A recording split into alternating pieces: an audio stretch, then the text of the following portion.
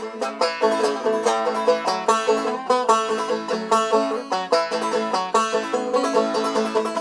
case you didn't notice, there is a virus going around that has caused a global pandemic.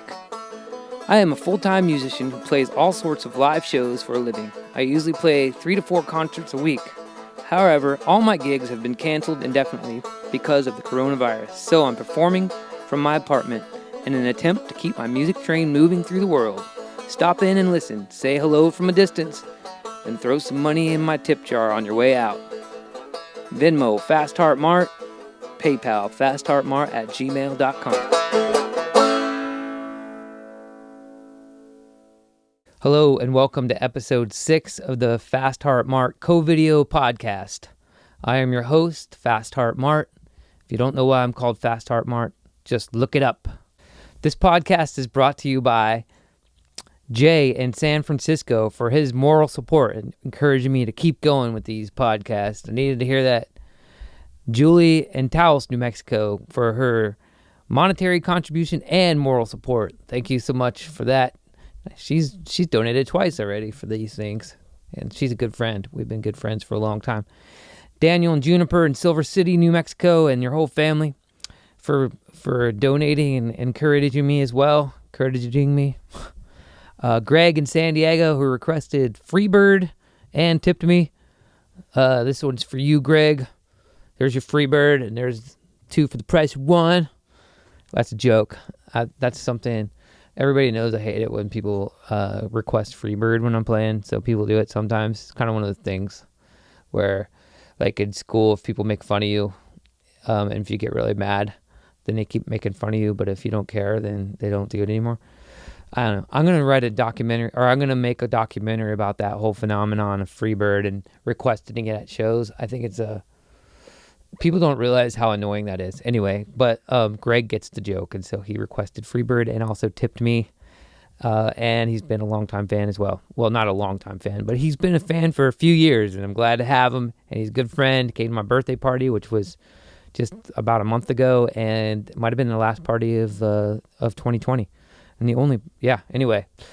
Lois Hoffman in Big Timber, Montana. Thank you very much. She runs I said her last name. I don't think she'll mind. She runs a really great farmer's market up in Big Timber, Montana that I played at last summer. Man, it's great up there. I met all kinds of really unique people up there in Big Timber, Montana. Like these people who live on big communes up there, they're probably doing fine right now with all this. They probably have to be careful, of course, but they got it under control, I'm sure. Cole in Boston, thank you so much. Cynthia in Berlin, Germany, thank you so much. And my dear friend and old high school teacher, Beth in Franklin, Indiana. Thank you so much for all your support. If you'd like to support this podcast, please tip me through Venmo and or PayPal. You can also hire me to give you private music concerts. I can play songs to you privately through video. Hopefully it's from my repertoire, or also I have to charge you a little bit extra if I have to learn something. I'm not great at learning stuff. It takes me a while to feel like I got it. I don't like to play things half-assed. But anyway, I could do private concerts for you. Can also do music lessons. Music lessons are picking up right now, which is good for me. I do $55 an hour on those, which is a pretty good deal, I think, especially for somebody who knows a lot about music like I do, I think. Anyway, I like to teach singing too. If you're going to play an instrument, I like to teach you how to sing as well. And just how to be a musician, how to do this thing. I also I do video editing for people. So if you have any videos out there that need to be edited, let me know. Edited. I will edit them. Okay, so I'm also looking for sponsors for this podcast. If your company wants to advertise, just let me know. We can make that happen. That's kind of the way a lot of podcasts are funded, is through sponsors. And you got to get a lot of listeners for people to actually want to advertise with you. Another thing I'm kind of consider here soon maybe is doing Patreon or something like that, where people can donate monthly to me. Like, so if, say, somebody donated $5 to me every month, and I had 300 to 400 people doing that, that would be a significant amount of money coming in. And I have 1,200 people on my mailing list. I know not all 1,200 of them are going to donate to me, every month. But if I get 300 or 400 of those people, that would be great. Okay, enough with the business. On with the funness of this show. And hopefully you find it funny. A lot of people have been finding it funny and informative. Well, oh yeah, I do have one more piece of business to take care of, speaking of which. My public service announcement that is, if nothing else, it's helping the world, hopefully. I'm going to tell you what I'm doing during this pandemic to help myself. I decided I don't want to tell anybody else what to do because I don't even know what to do, actually. There's so many different things going on, so much conflicting information. But I'm telling you what I'm doing. I'm washing my hands a lot, of course. That's a no-brainer. That helps even in times when you're not in a pandemic.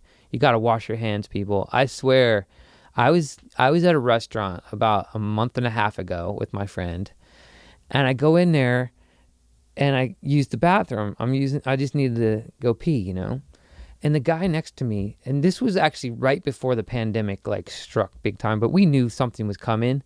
This dude right next to me in the urinal next to me, he takes a leak and then just leaves the bathroom without washing his hands or anything. And I didn't used to think that was weird, but this was crazy because this was right before the pandemic happened. And I didn't yell out to him. I wanted to. I would now, of course, but I was going to be like, dude, you need to wash your hands. There's you just used the bathroom. Might as well wash your hands. You're going to eat some food.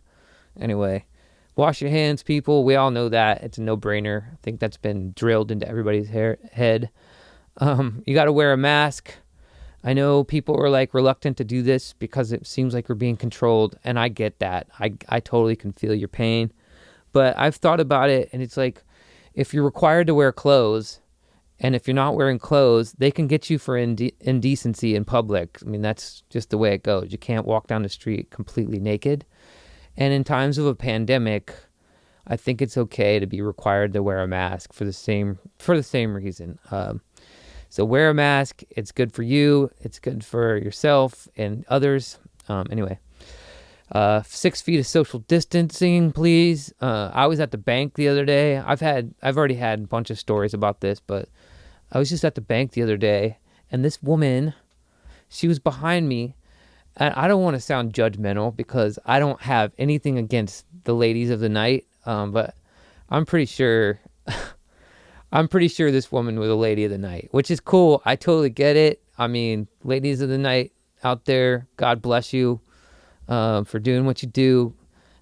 But she came up to me behind me in the bank, and she's point blank behind me. She's not even just not 6 feet. She's breathing on my shoulder, and I've got my mask on.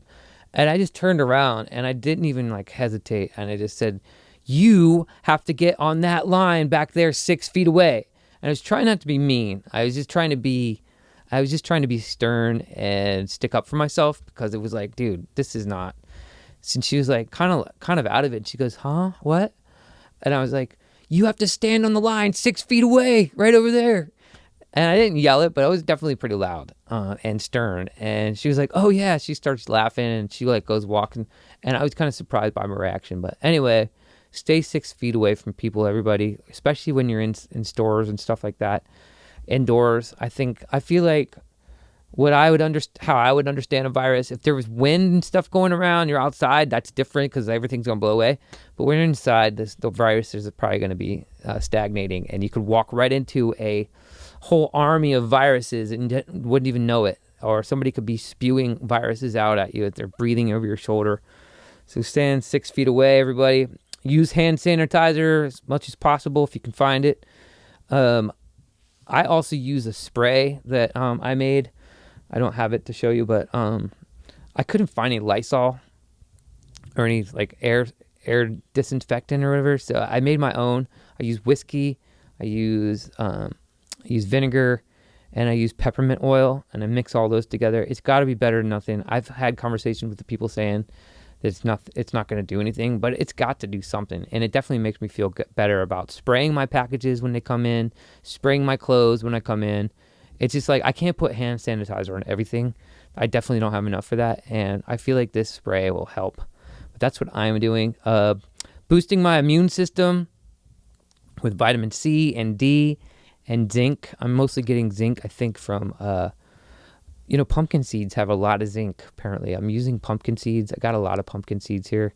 I just like soak them and then fry them up. Oh man, this public service announcement's going on for like half of the show. The next show, I'm not going to do it this long. I'm going to just zip through this. But today I'm going through it kind of slower just for people who haven't heard yet what's going on. So yeah, try to keep your zinc, your vitamin C levels up, your D levels up, and boosting your immune system no matter what time or what's going on, even if this virus is a total hoax, which some people still think it is. Boosting your immune system couldn't hurt. Also, lemon juice. You can. I heard from a good source that if you do get the coronavirus, God forbid, you can gargle with lemon juice and warm water. And I actually felt feverish last Sunday. I thought maybe I was getting it, to be honest. And I was not freaking out. I wasn't freaking out, but I was like, oh, dude. I feel something coming here. And so I actually gargled with lemon juice and drank the rest of it. We've got tons of lemons here in San Diego, thank God. We've got them growing on trees everywhere. My friend Kevin gave me like 12 of them this week at his place. Thank you, Kevin. So yeah, use lemon juice and gargle with that. You can also use salt water, warm liquids, warm foods, like warm soups and stuff. Apparently, if you get the coronavirus, if you keep the warm fluids coming in, it's going to help a lot from it turning into pneumonia. So that's a good source of information that I heard my friend Allie sent my way. Thank you, Allie, for sending me that information. Another thing I am doing to look out for myself during this pandemic, I am growing a garden. I'm growing as much of a garden as I can. Anybody who's watched previous episodes of this podcast knew I had a tomato plant named Harry, and Harry has been transferred outside now. So he's in a 5-gallon bucket in the sunshine. I do now have, I've got my mint plants here. I'm growing some mint inside. My friend Sarah in Virginia has been helping me a lot. She's a master horticulturalist, and she's been helping me over the phone. But this is mint. It smells great. And I'm actually growing cilantro in here. I'm growing as much as I can inside. I actually like the idea of having plants inside my apartment. So I've been researching that. And I'm growing a bunch of stuff outside in buckets and various containers around my apartment. Don't have a whole lot of space here, but I think we have enough between everybody who lives here on the property. And then don't smoke. Apparently smoking or anything you can do to keep your lungs clear. Don't smoke, stuff like that. Abstain from smoking, especially the what do you call the pens? Whatever those things are called. Don't smoke. And then I said in the last episode, if you remember, it was episode 5. It was called History Repeating because I felt like history is repeating. It always does, but I kind of called it with the Amazon thing. I was talking about we got to watch out for the Amazon workers. Well, like 2 or 3 days later, I heard they went on strike. So if you can avoid shopping at Amazon, I think it's probably a good idea. Walmart is a million times better now than Amazon. You can order from Walmart or Target, order from other places online. I would say stay away from Amazon for now until they can prove they're treating their employees properly. And I think they should allow their employees to have a union. Actually, I think that's the way you've got to allow employees to have a union, or else the man's just going to come and get them. And that's how humans have always done it. When we band together and unite, that's the only way we can really seem to get things done. Okay, on with the fun stuff of the show. Well, this is not so fun, but anyway, it's supposed to be funny. Hopefully I can make this funny. I think what I was getting at with the last episode, with I Hate My Job, that song, and Mayan Prophecy and God Dog. Well, not God Dog's not a bad, not a negative song, but definitely I Hate My Job could be seen as a negative song. It was supposed to be funny. But what I was getting at with that episode was that me as a musician, I as everybody else, I work very hard to sustain myself with my music. And a lot of times the first thing that goes is music. It's hard to get paid to be a musician already. And then when things get tough, like they did in 2008 and the economy crashed, things got really tough. And simultaneously people stopped buying CDs. I was selling like a lot of CDs before 2008. From the year 1999 to 2008, I could sell, I probably sold 200 or 300 CDs a month. And that was huge. That was a huge income source for me at the time. And in 2008, I kind of had to stop being a musician full time, and I had to go back. I actually just hit the road in my van and lived in my van for a while, but then I went and worked in mosquito control, and that was a great job. And I did various things, but the music always calls me back. No matter if I take a great job doing something else or whatever, the music is always calling me. When I wake up in the morning, it is what calls me, and it motivates me to keep on living, basically. And I hope everybody has that in their life. They have something that they're very passionate about and they want to do it. And for me, I'm not able to like compartmentalize my brain. I can't be like, well, I'm going to be a post office worker from 9 to 5 and then come home and work on my music for the rest of the night or whatever. I've done that. I've definitely done day jobs, and they've been great. I've had some great day jobs. I've had some not so great ones. But for me, I need to focus all my energy on my music. And so what I was getting at with the last episode is I was just feeling like, man, I finally found a new niche for myself at these farmers markets with the banjo. And it was feeling so good to feel like that, to feel strong, and just like I was in the zone, and all this happened, and now I'm having to reinvent myself yet again as a musician, and it's fine. I'm taking the challenge. I'm up to the challenge, but it's tough. I just touched my face. Sorry about that. I washed my hands and my face and my big beard, which is longer than ever. I'm gonna get I've got a beard trimmer coming, so I'm going to trim this thing up. I am going to keep growing it, though, because a lot of people have given me good comments. I don't necessarily like it that much, but I really don't. My beard is weird. It's like, I don't know. Anyway, so I was a full-time musician back in 2008, had to stop and take a day job and kind of forget about the music for a few years. And I didn't forget about it. I never forgot about it. I still played as much as I could and I was writing and putting out albums. But in 2017, when I turned 40, I was able to be a full-time musician again. I went for it. And for the last 3 years, that's what I've been doing. And I was really in a groove. And then this pandemic hit and everything got taken out from underneath me, my sources of income. So I was just kind of having negative thoughts of like, oh my God, I'm going to have to go to work for Amazon because they're the only ones working. I mean, they're the only ones hiring right now. I'm going to have to go work for Amazon and do my music on the side again. So it's kind of freaking out. And that's what that last episode kind of was getting at, I think. Yeah, it's just weird how life works like that. I don't know. Maybe it's my attitude, but it's like I get into this groove. This has happened so many times in my life. I get into a groove, either with my music, or with a relationship, whatever. I get into a groove, and I'm like, man, this feels so good. Everything's going well. And then, boom, a global pandemic comes along, and I've got to figure it out. I got to start doing something else. You just got to laugh. You just got to be like, all right, well, that's that. And I hope to get back out there and play the farmers markets, play the breweries, hopefully play some big, huge concerts. Who knows? Maybe this podcast will take off and promote my music like never before, and people will really come out to see me in droves after this pandemic is cleared up. That would be great. We'll see. Okay, speaking of being a full-time musician, I'm going to play a song for you now.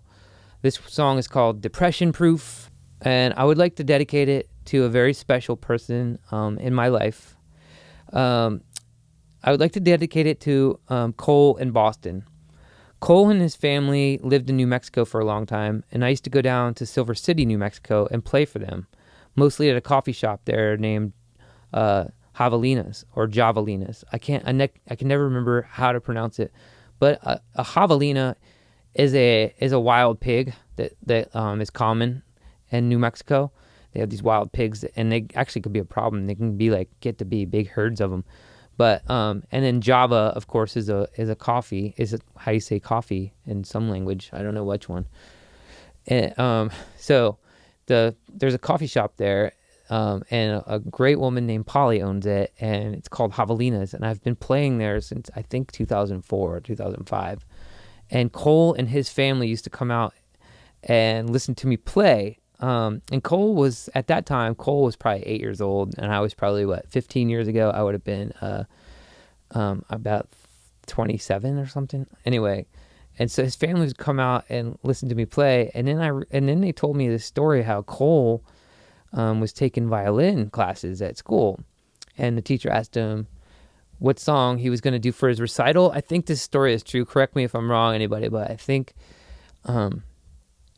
Cole chose to play one of my songs for his recital, and he was about 8 or 9 years old at the time. And I just thought that was the coolest thing. Always hearing stories like that when you write a song and put this music out there, and it affects people in the ways that it does. It always touches your heart.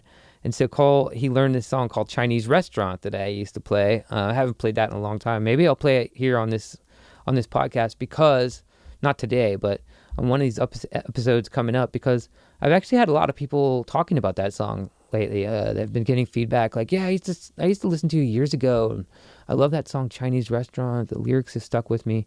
So stay tuned soon for an episode where I break out the guitar again.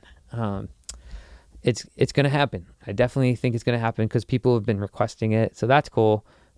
Just so you know, the reason I have focused on the banjo for the last 3 to 4 or 5 years is because I can make a living playing the banjo. Playing guitar is a lot harder to make a living for me because there's so many other guitar players. Every artist has to find their niche in their market. My niche in my market became recently, in the last 3 years, playing the banjo at farmers markets. That was 70% of what I was doing. And then I was playing bars and breweries and stuff too. But the niche for me became the farmers markets. And I've always been happy about that because farmers markets are very important. And it is a subculture that goes on there like you would not believe. And farmers are amazing. And I am super stoked to play at farmers markets. I think it's a great thing, especially at a time like this. I can't play there right now because you're not allowed to gather people. But yeah, farmers markets are where it's at for me. Anyway, I will be breaking out the guitar soon, I think, on one of these future episodes, but don't get used to it too much because I still plan on focusing on the banjo because I still feel like it's probably going to be my niche. There's a bazillion guitar players and there's only 1 million banjo players, so there's a big difference in the numbers. So anyway, I used to play down in Silver City at Javalina's for the people in Silver City, and Cole and his family would come out a lot of times, and it was always good to see them, and they were a cute little family. And then, I don't know, within the last 3 or 4 years, I noticed they weren't really coming anymore, and it turned out Cole had moved to Boston, and Cole's mom moved to Berlin, and I think Cole's dad's up in New England somewhere. Also, Cole's sister, who I went to visit in 2016 when I was in Berlin, she's living in Berlin now too. So everybody's kind of scattered all over the place, but I want to play this song for Cole because I've been playing concerts for him privately every week lately, and he's in Boston. I'm here in San Diego, so we do it through video. I think we use one of the video apps. I can't remember the name now. And Cole was sort of singing this song, Depression Proof, a few weeks ago. He's like, that one, Follow My Heart, it's time for me to follow my heart or something. I knew it wasn't Follow My Heart in Dreams. I knew it was Depression Proof that he was asking about. And then apparently Depression Proof the song Depression Proof has gotten Cole through some tough and dark times in his life. And that's always nice to hear. So This one goes out to you, Cole. It is called Depression Proof. Here it is. Back in the year 1999, I was kind of broke, and I was married at the time. I needed to kind of lift my spirits and my wife's spirits, and I wanted to take us out to eat, but we didn't have any money. So I told my friend my dilemma, and he said, well, why don't you take all those songs that you've been writing, play them out in the street, and make some, put out a tip jar, and people will tip you. And I said, that sounds like begging to me. I don't want to be a beggar. And he's like, no, it's being a street musician. And he had been living in New Orleans for a little while, and he had found out about busking. In 1999, not many people knew what busking was unless they'd been down in New Orleans or in Europe. And so he convinced me to go out there and play out on the street for tips. And I went to the University of New Mexico on the campus and stuck out my case, my guitar case. I was playing guitar at the time. And I made $20 in 2 hours. I played my songs for about 2 hours and made $20 and made a lot of new friends. And I got a gig, got my first real gig that way. I was at the Blue Dragon Coffeehouse in Albuquerque. And ever since then, I knew I was going to be a full-time musician, and I wanted to be a professional musician, and I've been striving to do so ever since. And a lot of my gigs have been playing for tips, just like I'm doing here today on video now, because the world's having a global pandemic, and everybody's got to stay separated. And so this song is called Depression Proof, reminding people out there that street musicians and street artists and street performers of all kinds are dignified and validated artists. I don't know if validated is the word. Dignified artists who are working hard on their crafts. And if you have some money to tip them, please do. And if you don't, just smile or have a good time. All right, here goes. This song's called Depression Proof.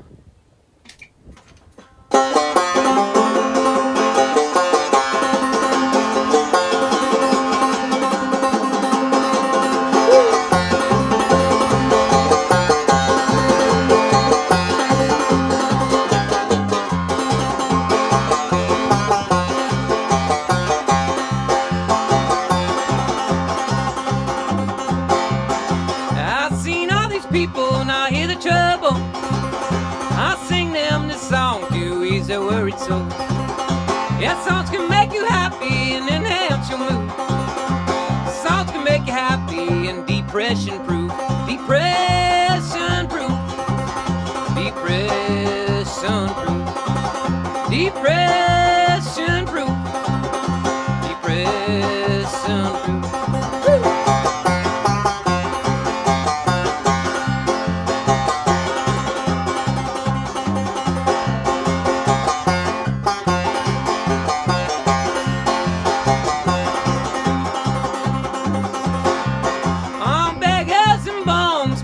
Confuse me. If you think I'm your bum, I don't need your money. Yeah, I am just a singer and I'm having some fun. I'm singing these songs and I'm chasing the sun. Chasing the sun. I'm chasing the sun. I'm chasing the sun. I'm chasing the sun. All the way to California.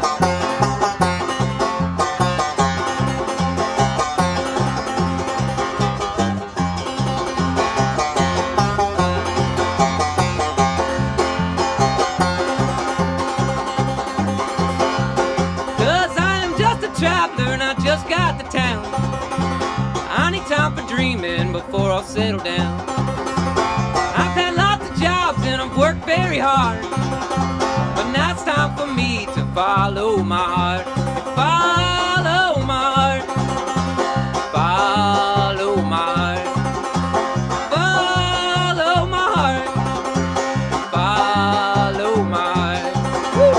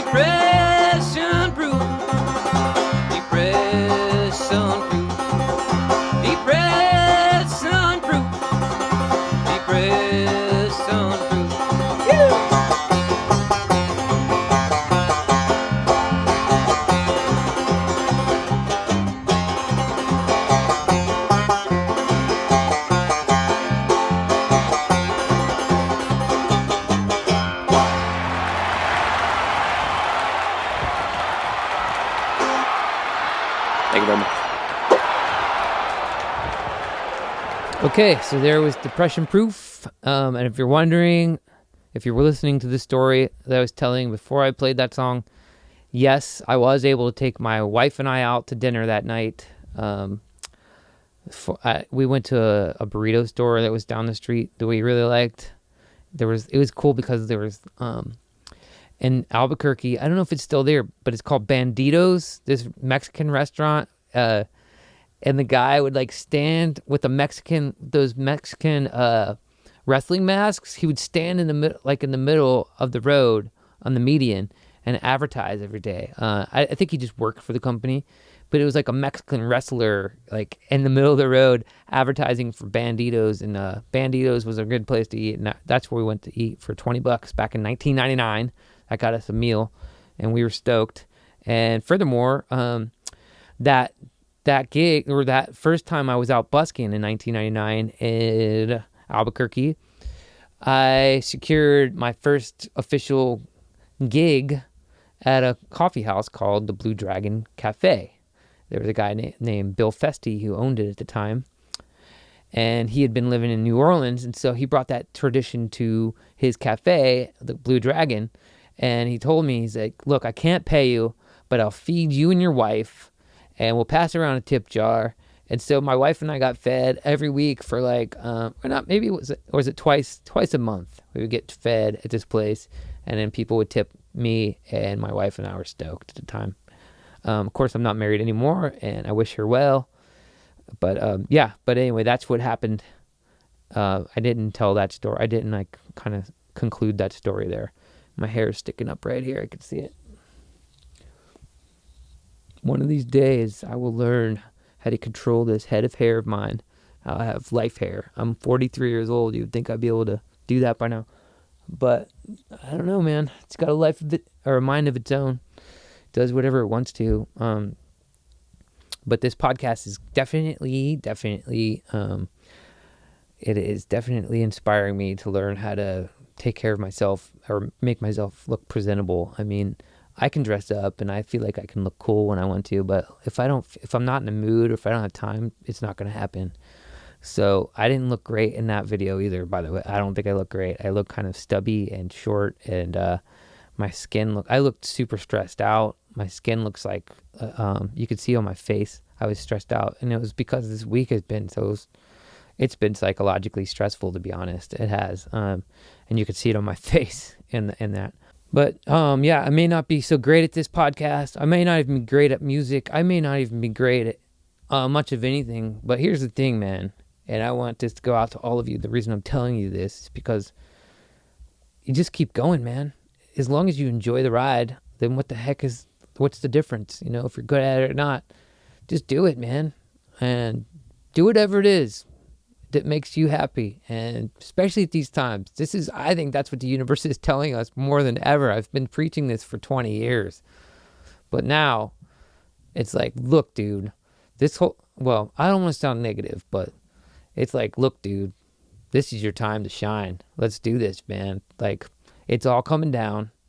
The currency system is going to collapse, and it's your time to shine, man. Go out there and do what you want. I'm not saying don't be bad. Don't be bad. Be peaceful. Always be peaceful. Don't hurt others. Don't bring any harm to others.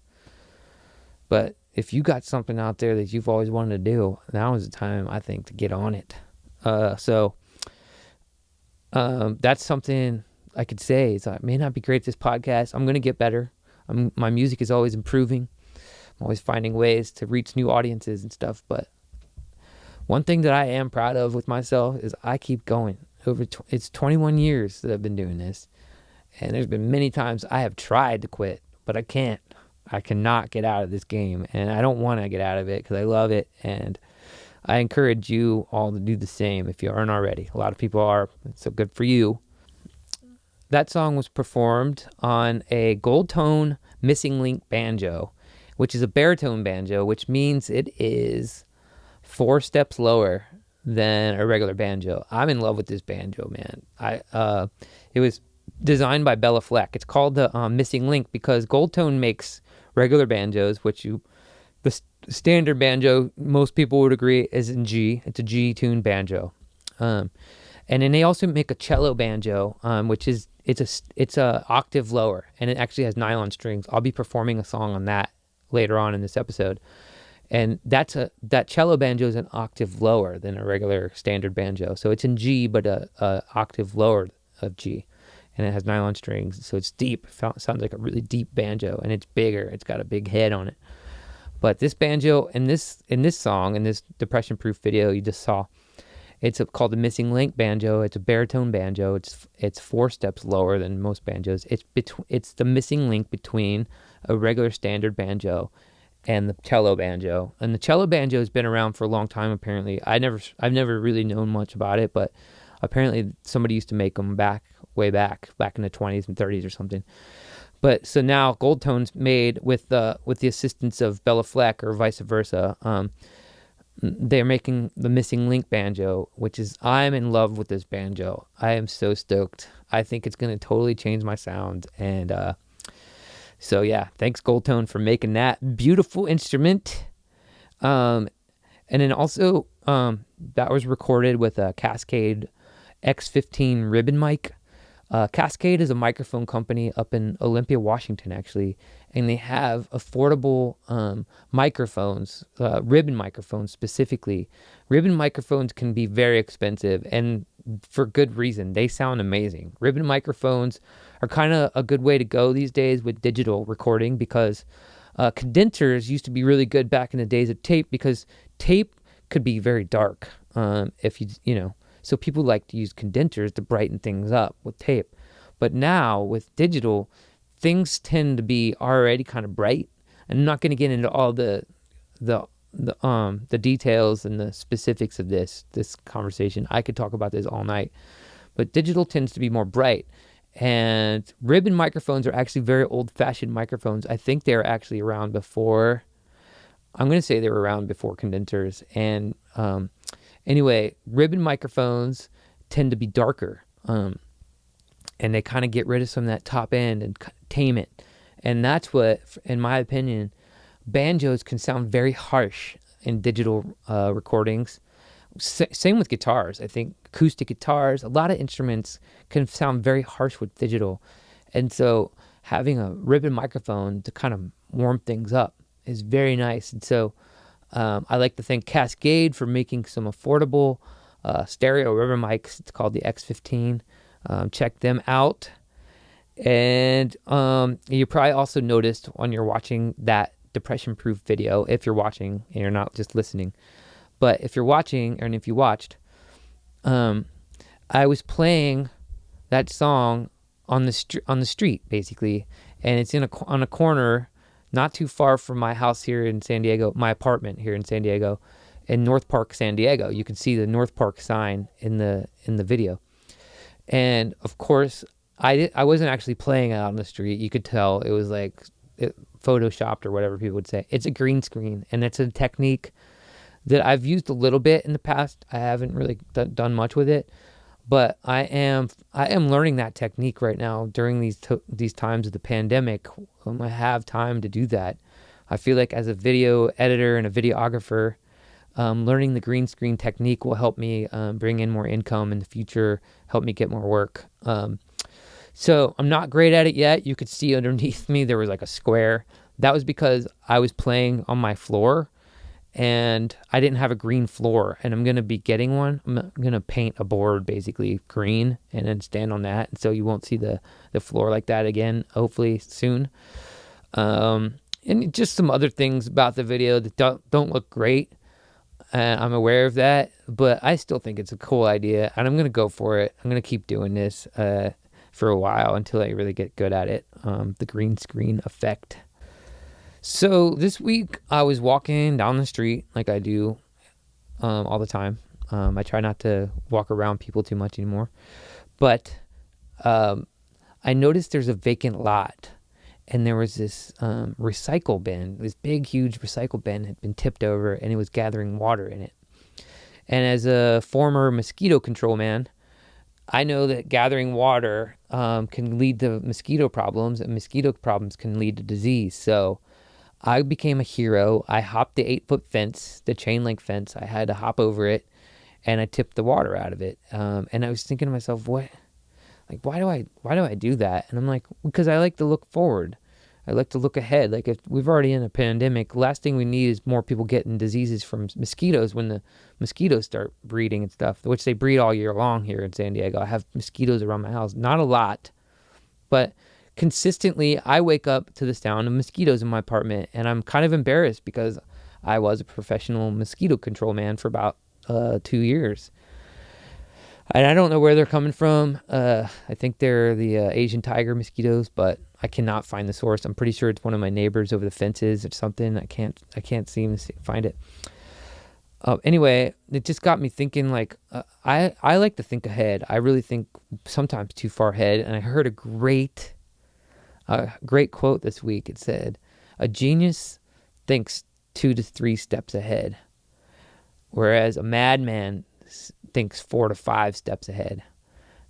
And I totally get it. I get that joke or that saying, because yeah, if you think 2 or 3 steps ahead, people are like, "Oh, that's cool, man. He saw that coming." But if you think too far ahead, people have no idea what trip you're on. Like, look at say Vincent van Gogh, one of the most widely cherished painters of all time at this point. In his life, nobody paid any attention to him. But that dude had some vision, and he was like, "This is beautiful, and this is the way it goes for me." And after he died, of course, his art took off. So I've been thinking a lot ahead. I think way too far ahead a lot of times. And that's why I'm talking about growing a garden and taking care of yourself. I will say this again. I'm hoping for the best, but I'm preparing for the worst. I don't think this is going to be over very soon. I think it's going to last a while, and it's good for all of us to kind of take care of ourselves at this point, like we always should. There's no reason not to grow a garden if you can. Grow them in pots if you have to. Do that. Look ahead. I'm sure even if you live in New York City, you can grow some pots and stuff on your windowsills and stuff like that. I've seen people who do that there.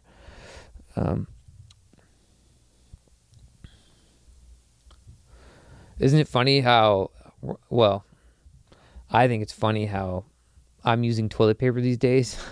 Has anybody noticed that? Or it's like I'm using two or three squares per wipe these days instead of, I think I used to probably use like 10 or 12 squares per wipe. And now it's like, oh, whoa. Got to conserve this stuff. I literally have, I think, 3 rolls of toilet paper left. I usually only have 2 at a time, but now I stocked up a little bit. I got 1 or 2 extra rolls before all this went down. So I had 4 rolls to begin with. Now I have maybe 3 rolls. It's funny though. It's funny how like your brain, I'm even like rationing food. I'm like, instead of eating 3 eggs for breakfast, I'm having 2. And that kind of stuff, I think is funny. It's also interesting how if the environment were looking out for itself, I remember even Elon Musk I think it was last summer or the summer before, he was on Joe Rogan's podcast, and he was like, even if everybody stopped driving right now, which would be a miracle, if everybody stopped driving right now, it would take like 20 years for us to like get enough electric cars to make a significant impact on the environment. I'm paraphrasing what he said, but I was thinking at the time, like, yeah, that's true. Like, it would be like a huge miracle for everybody to stop driving and we could save the environment. And look what happened. It was like, bam, everybody stopped and gas prices have dropped, which is not good for the economy, I know, but it's probably good for the earth. So yeah, there's just a lot of beautiful things that are happening right now. I know there's a lot of terrible things going on. There's always a bright side though. And I just feel for those people who are being affected really negatively by this whole thing. I pray for them every day. And yeah, trying to stay out of your way. Anyway, I think it's time for a joke. Things are probably getting maybe too serious right now, but in this podcast, so I'm going to tell you a joke that I wrote this week. What did the Australian say when he ran out of toilet paper? Time to buy a bidet, mate. Like, good day, mate. Bidet, mate. Time to buy a bidet, mate. Thank you very much. Thanks. Yep. It's another original joke by me. Bidet is an interesting word, isn't it? It's spelled B-I-D-E-T. Who knew? I never even knew how that word was spelled until I had to look it up. It must be French or something. Before I play the last song, I want to tell an inspirational story. Also, on one of my walks, I passed by a palm tree. And I moved to San Diego in 2013. And shortly after I moved to San Diego, on my walk, there was a palm tree that I really liked. It was one of those big fat ones. It's probably like 4 or 5 foot in diameter, which apparently is I think that's called the king palm, because there's the skinny ones where it's a different kind of palm, but the king palms are really fat, and there's less and less of those around. But somebody had cut this king palm down, and in 2013 I was in a bad way. I was going through a rough time in my life, and I saw this palm tree had been cut down literally to the stump.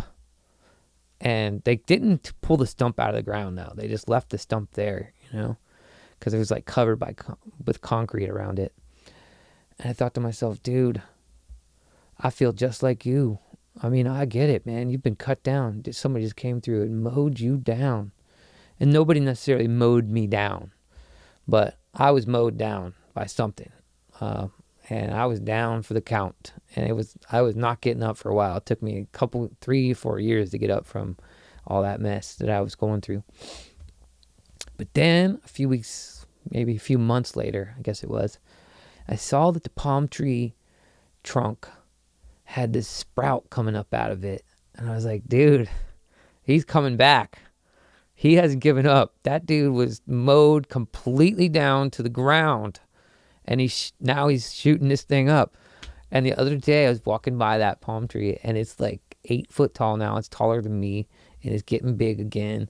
And so people, if life mows you down, just the only thing you can do sometimes is just work on that one little sprout and let it come up, and keep focusing on that one little sprout.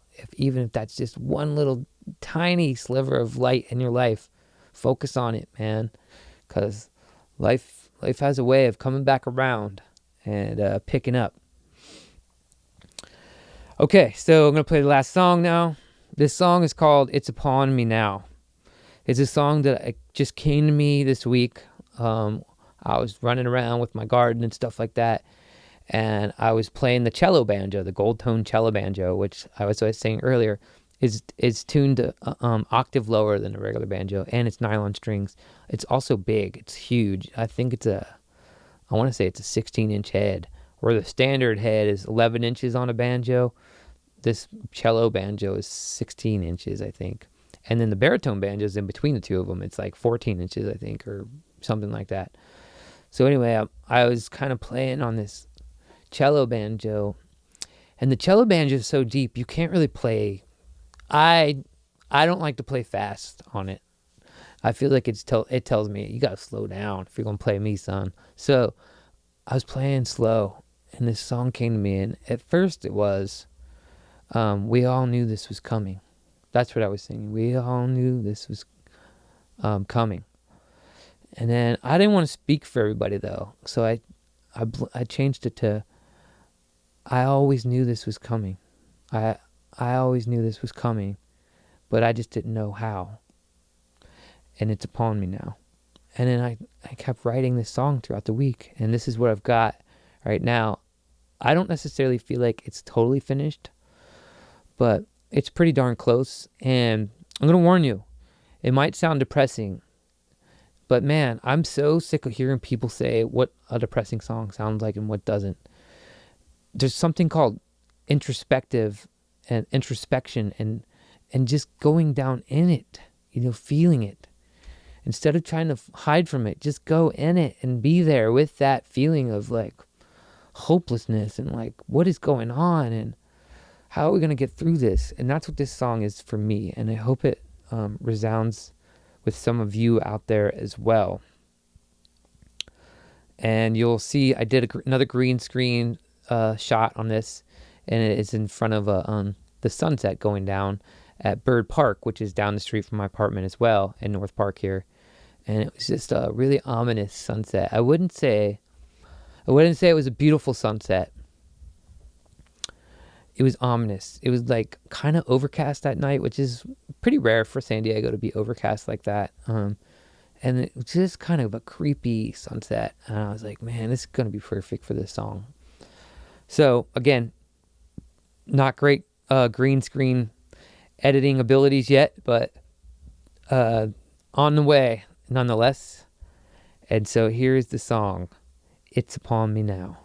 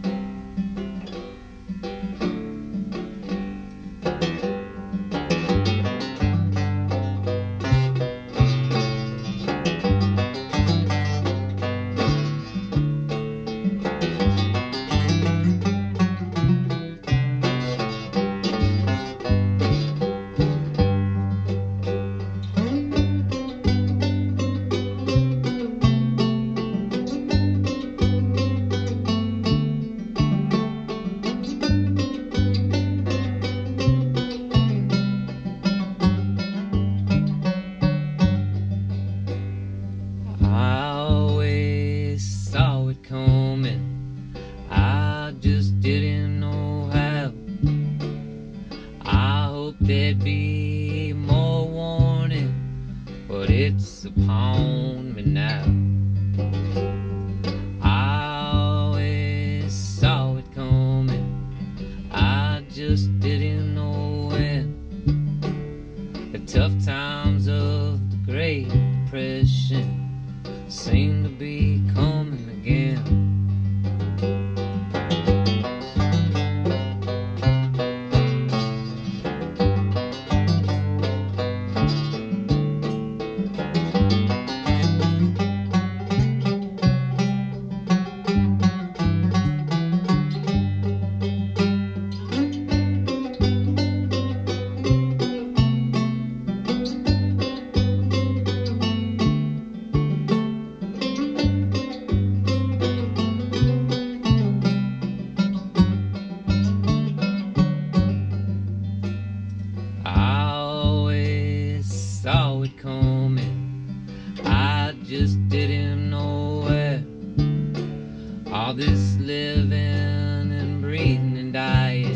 Sometimes it's too much to bear.